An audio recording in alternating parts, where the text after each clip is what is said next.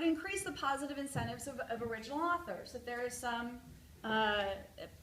positive reinforcement from having your study on the list. And we did actually have one original author say to us, I was actually complimented by the fact that my study ended up on your list.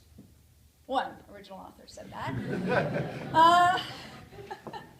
So we have a replication paper series that we publish the studies that we fund in, and we publish the studies whether or not they're successful or supporting or not supporting. But it also accepts submissions from outside. So if somebody conducts a replication study, even in one of their graduate classes, and it's fully supportive, it says, yep, this paper was great, and here's all of the replication work that I did, we'll publish that in our paper series. So the idea was to not have publication bias in this series that would only want to publish papers that show some kind of failure. We have a very heavy external review process for the studies that we fund that includes external advisor that follows the whole project along with internal reviewers and then an anonymous referee at the end. We edit the replication studies that we publish heavily for tone and language. So we're very careful that these papers don't say error 150 times or that make claims that the original authors made this mistake unless they actually identify the mistake and so on. And I can tell you that we've changed dramatically the tone of papers from early drafts to later drafts. Try to separate the discussion in the papers of the pure from the other to make more clear the difference between really the research process, the role that the replication plays in the research process versus the role that the replication might play in the policy informing process. And then obviously to increase the incentives to do replication research, which might otherwise be considered boring or where you don't know what the returns, we have small grants. And the first two windows, or I think the first window was 10,000 and the second window was 15,000. Third window works a little bit differently. But so we didn't expect that we were fully compensating people for their time, but rather giving them a little bit of a positive incentive to conduct replication research, even if the study were to be found to be successful. And finally, on the original author side, we have data preparation release grants. So we actually have grants that original authors can get if they're on our candidate studies list, regardless of whether their paper is chosen. So they become eligible by virtue of being on the list for that paper. Small grants to help them to defer their costs preparing their data and other information for possible replication. On the ethics side, so we post for the studies that we fund, we post the replication plans on our website. So those are public documents available not just to the original authors, but to everyone. And we have what's called the Notification and Communications Policy, and there's a story behind it, which I'll tell you if you want to know. But it includes things like when we fund a study, the replication researcher, regardless of whether there's a public replication file, has to notify the original authors that they're about to undertake the replication and that the replication plan is available. They have to share the results of the pure replication with the original authors as soon as they're done with the pure. So the original authors see the results of the pure up front, and they are not required. We can't require them to comment on it. They're certainly allowed to comment on them, and we expect the replication researchers to take into account those comments. If a replication researcher under one of our grants wants to give a seminar to present a study before it's public, they have to notify us and the original authors 4 weeks in advance, and they have to share 4 weeks in advance what they're going to present. So that the original authors have some advance notice if certain, what the findings are that might be presented and what's going to be said. And finally, we give the original authors right of reply, so they have a certain period of time, and if they submit their reply within that time, we post it at the same time that we post the study. If they submit it any time after, we'll post it as soon as we have it. So it's not like they lose that opportunity, but we don't hold the paper forever waiting for the original authors to give reply. And then finally, as I said, we have an external peer review process. So, did we succeed or fail? I'll go back to the top. So as far as this goes, I think we kind of failed. And we failed in the following sense, and this is the argument that Michael Clemens is kind of making in his recent paper, which is once you use the word replication, people want to use the word succeed or fail. That it's very hard, once you're using that term, it's hard to get people into the sphere of the policy informing process, into understanding that we're really asking about how meaningful the results are for policy making rather than judging whether the paper is right or wrong. The word replication wants people want to judge. And so one of the things that we think going forward is that we need to not just come up with better adjectives in front of the word replication, but perhaps think about terminology differently.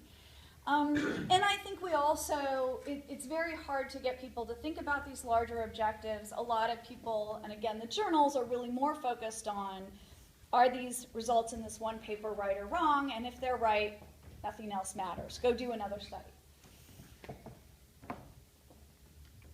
Incentives, I think the results are a little bit mixed. We have certainly had some interest in our grants program, so there are some people now who I think who are more interested in doing replication research. We've only had one original author team ever apply for our data preparation and release grant, which kind of surprised us. As I said, we've done a lot with tone and language, but again, the outside world doesn't see that. They only see the final result. And what we found is that original authors also, I mean, they sort of take everything negatively. It doesn't really matter how subdued the tone of the replication paper is. If there's anything in that paper that suggests a different result, they act as though that paper has made terrible, violent claims against them. So as far as the candidate studies list, I think we succeeded in the sense that we actually are funding replications that are actually showing pretty supporting results. So it's not like we're funding a bunch of studies where people went out and picked a paper that they knew that they could disprove. And we had one original author who felt complimented that his paper was on there. In terms of the ethics, I think we've succeeded in the sense that that these things have happened. So we have prevented replication research from being presented publicly when there are only preliminary results without notification.